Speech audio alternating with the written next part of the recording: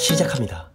영화는 식당에서 동계올림픽을 보는 사람들의 모습으로 시작합니다. 이에 관심이 없는 지원, 마침 쇼트트랙이 방송되고 1, 2위로 달리고 있던 대한민국은 채경에 의해 탈락을 하고 맙니다. 한편 대한아이스하키협회에서는 동계올림픽 유치를 위해 임시로 여자 아이스하키 팀을 만들려고 하는데요. 마땅히 감독할 사람이 없는 상황. 협회는 마지못해 과거 아이스하키 선수였으나 현재는 은퇴한 술고래 백수 대웅을 감독으로 세웁니다. 이제 팀을 운영할 선수가 필요한 상황. 협회 경리 미라는 아이스하키 국가대표이자 탈북자 출신 지원을 추천합니다. 지원을 찾으러 간 대웅. 지원은 핀란드에서 운동을 하기 위해 이민을 준비하고 있었고, 대웅은 아시안게임에서 메달을 따면 협회에서 쉽게 도와줄 거라고 설득합니다. 아시안게임에 참여하는 여자 아이스하키 팀은 고작 4팀. 한 팀만 이겨도 메달을 딸 수 있다며 열심히 지원을 설득하는데요. 집에 돌아온 지원은 자력으로 핀란드에 가는 것이 쉽지 않다는 것을 인정합니다. 한편 쇼트트랙 팀킬로 영구 제명 위기에 빠진 채경은 동료의 도움으로 겨우 아이스하키 국대로 좌천됩니다. 전업주부인 영자는 청소를 하다가 신문을 통해 우연히,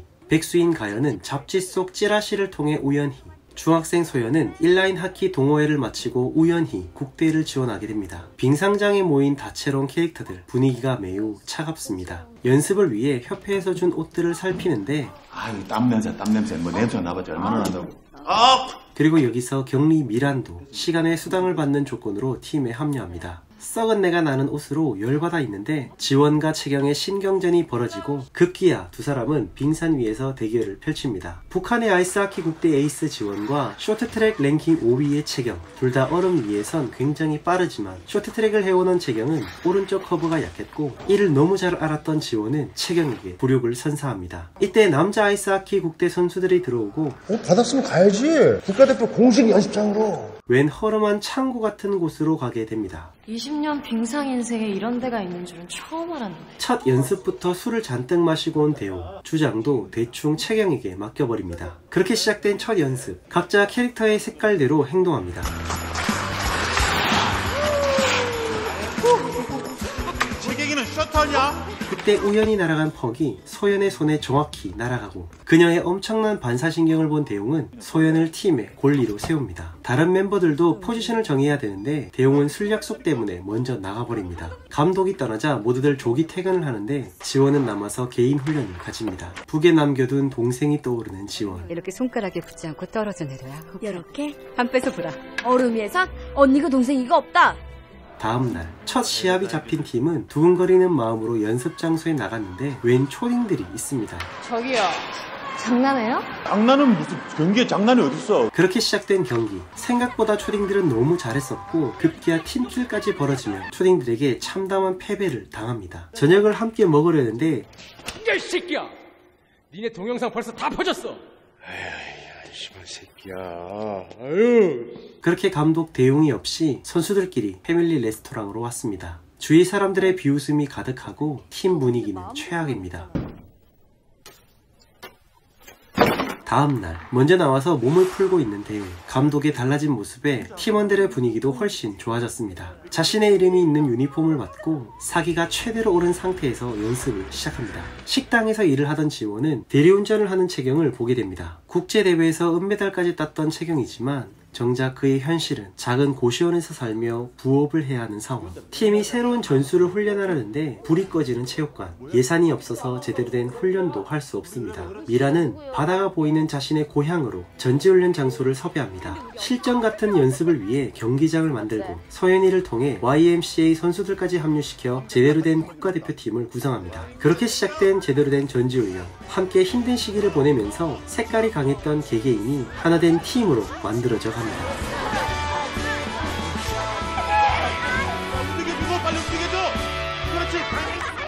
그렇게 팀은 밤에 회식을 하는데요. 넌 아이스하키 왜 하는 거야? 시집 잘 갈 것 같아서?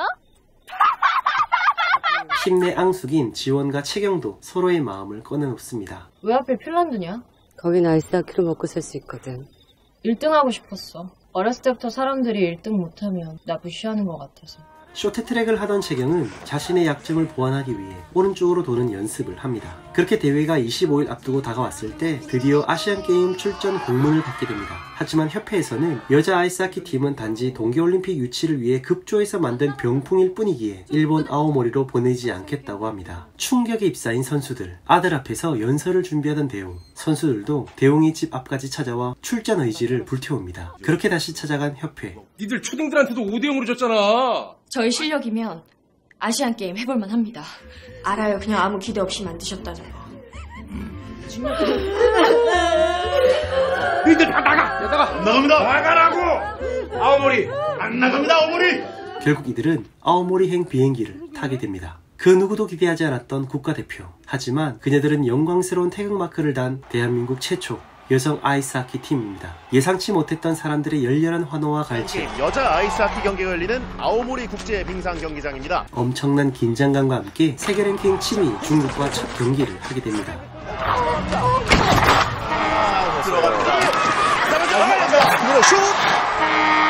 골입니다. 자, 그래도 이번 대회 통틀어서 대한민국 한 점이라도 넣으면 이거 기적입니다, 기적.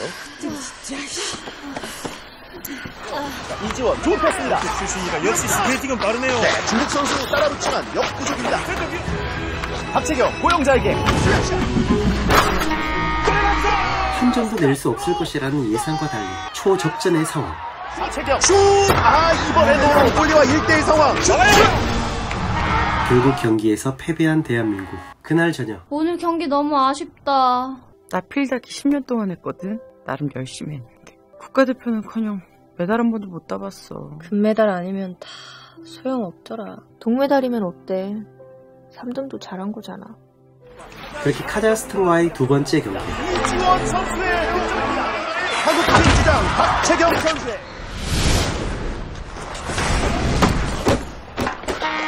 마침내 첫 승을 거두는 대한민국.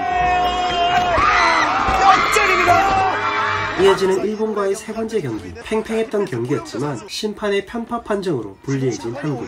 자, 여기서 이거 걸었잖아요. 4분간 퇴장입니다. 막판 20초를 버티지 못하고 결국 패배합니다. 정말 너무 아깝습니다. 마지막 10초를 버티지 못한 대한민국. 이제 남은 북한과의 경기에서 북한을 이기면 메달을 딸 수 있는 상황. 지원은 동생 지혜의 근황을 묻기 위해 북한 동료를 만나러 갑니다. 경순아, 우리 지혜. 네 동생 리지에 걔 이제 이 세상에 없어. 그게 무슨 말이야? 네가 버렸잖네.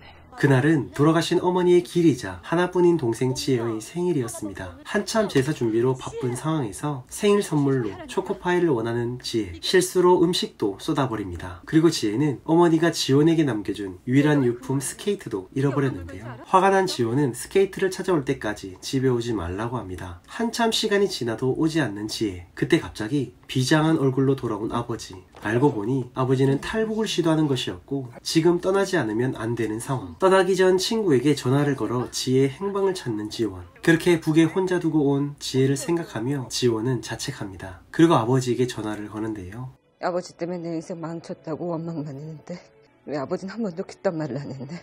나 때문에 지혜 두고 온 거잖아. 내가 미안다. 내가 나쁜 아빠다.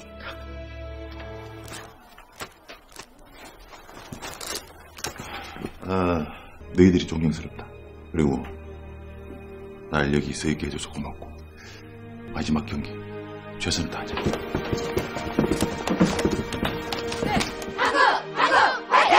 마지막 북한과의 경기. 북한 선수들은 지원과는 악수하지 않습니다. 멘탈이 살살 흔들리고 있는 지원. 올라옵니다. 슬랩샷! 신소연 골리의 선방입니다. 골리지 선수 개인기가 들어갑니다. 최동순이 수비하고 있습니다. 자, 강하게 충돌을 한 이지원 선수. 결국 지원이 빠진 이 피리어드.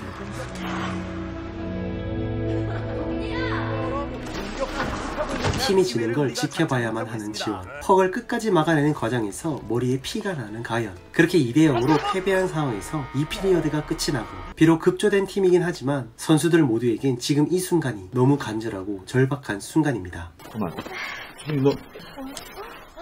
너 팔 왜 이래? 이거나 다 뺐어. 몸이 빨라지니까 한 골이라도 더 막을 수 있을 것 같아서. 마지막 3피리어드. 대한민국 국가대표 에이스 이지원이 다시 빙판 위에 나타납니다.